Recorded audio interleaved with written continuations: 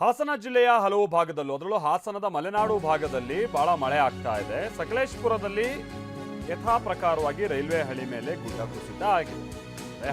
ಸಕಲೇಶಪುರ ಭಾಗದಲ್ಲಿ ಬಹಳ ಮಳೆ ಆದಂತಹ ಸಂದರ್ಭದಲ್ಲಿ ಇದು ಸಹಜ ಇದು, ಗುಡ್ಡ ರೈಲ್ವೆ ಹಳಿ ಮೇಲೆ ಕುಸಿಯೋದು.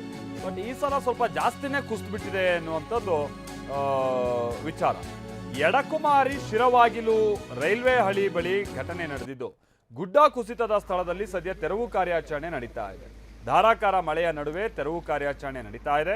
ರೈಲ್ವೆ ಹಳಿ ಪಕ್ಕಕ್ಕೆ ಮೇಲಿನಿಂದ ನೀರು ಬೇರೆ ಧುಮುಕ್ತಾ ಇದೆಯಂತೆ. ಸಂಪೂರ್ಣ ಕೆಸರುಮಯವಾಗಿದೆ ಆ ಗುಡ್ಡ ಕುಸಿತ ಆಗಿರುವಂತಹ ಸ್ಥಳ.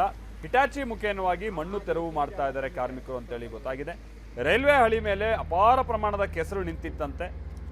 ಆ ಕೆಸರನ್ನ ಈಗ ತೆರವು ಮಾಡುವಂತ ಕೆಲಸ ಆಗಿದೆ. ಬಟ್ ಆತಂಕಕಾರಿ ಸಂಗತಿ ಅಂದರೆ ನೋಡಿ, ಈಗಲೂ ಕೂಡ ಹೇಗೆ ಅಲ್ಲಿ ಗುಡ್ಡ ಇನ್ನೇನು ಮತ್ತೆ ಕುಸಿದು ಬಿಡುತ್ತೋ ಅನ್ನುವಂಥ ರೀತಿಯಾದಂಥ ಸನ್ನಿವೇಶದಲ್ಲಿ ಇರುವಂಥದ್ದನ್ನು ನೀವು ಗಮನಿಸ್ತಾ ಇದ್ದೀರಿ. ಆ ಎಲೆಕ್ಟ್ರಿಕ್ ಲೈನ್ ಮೇಲೆಲ್ಲ ಭಾಳ ಗುಡ್ಡ ಕುಸಿತಿರುವಂಥದ್ದು, ರೈಲ್ವೆ ಎಲೆಕ್ಟ್ರಿಕ್ ಲೈನ್ ಮೇಲೂ ಕೂಡ ನಾವಲ್ಲಿ ನೋಡ್ತಾ ಇದ್ದೀವಿ. ಸೊ ಈಗ ಸದ್ಯಕ್ಕೆ ಅಲ್ಲಿ ಟ್ರೈನ್ ಓಡಾಡೋ ಸನ್ನಿವೇಶ ಇಲ್ಲ. ಸದ್ಯಕ್ಕೆ ರೈಲ್ಗಳ ಓಡಾಟ ಕೂಡ ಬಂದ್ ಆಗಿದೆ ಅನ್ನೋದು ಗೊತ್ತಾಗ್ತಾ ಇದೆ.